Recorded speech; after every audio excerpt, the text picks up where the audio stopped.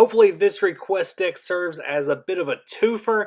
I know that Nick D had requested a Nidoking deck that centered around Toxic, and also Not a Giraffe had requested a Boyfriends deck featuring Nidoqueen. While this deck does focus more on the Boyfriends aspect, it doesn't mean that Nidoking is useless in this deck.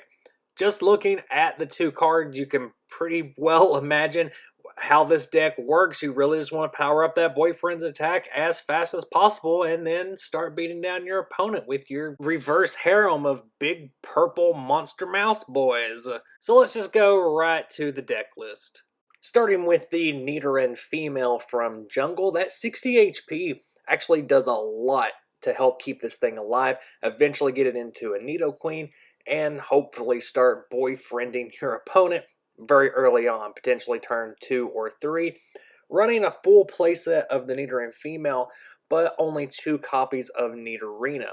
This deck focuses more on Nidoqueen as your attacker, but you want to fill up your bench with the Nieto Kings, that way you can power up that boyfriend attack. So running a 4-2-3 line of Nidoqueen. For some reason, my collection just had like 8 copies of this Nidoqueen, and for some reason the card is also really hard to keep straight. It bows up really bad. In some very rare cases, you may use Mega Punch, but for the most part, it's better to just stick with Boyfriends, or if you want an alternate attack, just pull out a Nidoking and use Toxic, because that's honestly a pretty good attack in itself too.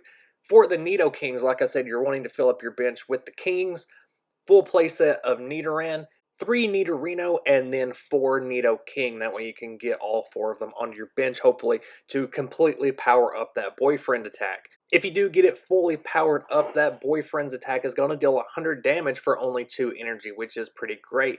But again, you run into the fact that these are coming off of stage 2s, and you're having to set up 5 of them, basically. But this deck does use a full playset of Pokemon Breeder, that way you can potentially get some of the stage 2s out on turn 2, and get that boyfriend attack reasonably powered up.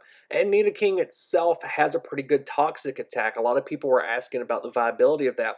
I honestly think it's pretty good, with Nidoking having 90 HP. Now it is a little harder because the Nidoran male only has 40 HP as opposed to the female one with 60. So Nidoking itself is a little harder to set up, but if you get Toxic off starting on that turn 3, you're going to be dealing at least 40 damage off of 3 energy, which isn't bad. And with the threat of that taking 20 damage between every turn, it's really going to pressure your opponent into swapping out to something on their bench, which could just get hit with another Toxic. This deck's going to rely heavily on draw power. You really need to get the Nidorans in your hand with the Pokemon Breeders and the Nido Queens and Nido Kings, that way you can evolve them as soon as possible. So Kangaskhan's going to be a support card in here so that you can use Fetch, mill through your deck a little bit. Bill and Professor Oak are going to do the same thing, just making sure you get everything you need in your hand. Full playset of Breeder, that way you can just go straight from Nidoran into a Queen or a King and start powering it up. That way you can get off these attacks on turn 2 and start dealing heavy damage. A lot of times with this deck, you'll have a Nidoran female or male as you're active or on your bench, and you don't have the correct evolution card in your hand. Maybe you have the Nidorina that goes with a Nidoran male, and it's not doing you much good. That's why Pokemon Trader comes in so handy. If you have the Breeder in your hand, and then you just have an unusable Pokemon, you can even use it on Kangaskhan if you're late in the game and you don't need to fetch.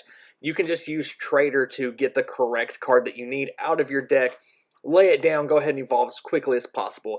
This deck's all about speed and efficiency. You have to get to those stage 2s as fast as possible. You have to get those boyfriend attacks off starting on turn 2. Gust of Wind's going to help with that a little bit. It's going to pull out those smaller basics that you can knock out more easily early game when your boyfriend attack is only dealing, 40 or 60 damage. Every Pokemon you use in this deck is going to have a huge retreat cost of 3 energy, so Switch can also be really important for getting rid of the Kangaskhan as you're active whenever you need to pull your Nidoqueen out and just start attacking. It's also really helpful for situations where you've used a Toxic or a boyfriend attack and you need to swap into the opposite Nido to fit the situation at hand. Item Finder is going to help you reuse mainly the Breeders and the Traders. Like I said, you really just need to get the Pokemon you need in your hand as soon as possible.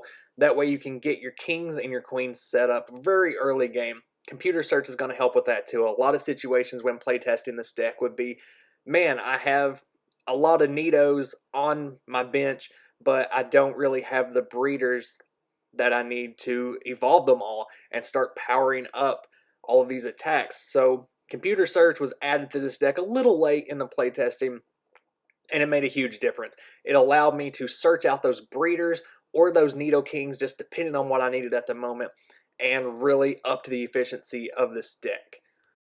As far as a base set era Nido deck, I really think that this build that I have is the best build that you can have for this deck. I played around with it a lot. The Kangaskhan could be in there, could go.